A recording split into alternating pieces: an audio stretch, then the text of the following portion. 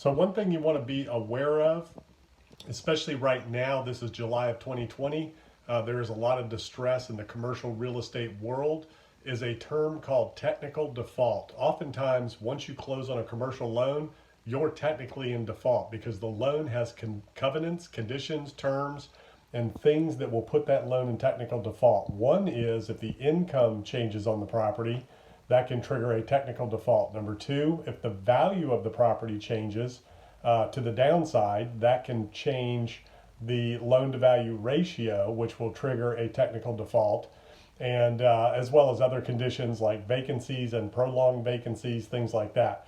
So it's very important for you as an investor to review the loan terms, covenants, and conditions before you sign on a loan so that you understand what triggers technical default.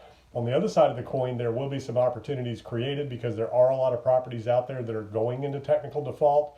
And unlike 2009 or 10, this go around as we enter into the fall and winter, there are a lot of commercial properties in distress, a lot of commercial property owners in distress.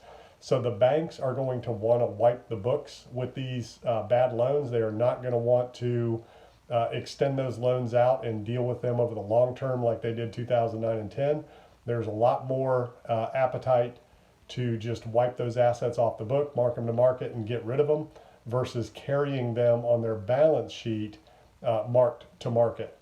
So it has a much bigger negative effect, much more negative effect on them marking them to market and carrying on their books versus just getting them off the books and being done with it and writing that loss off. So just be aware of that. Be on the lookout for properties that are in distress. Understand what technical default is all about.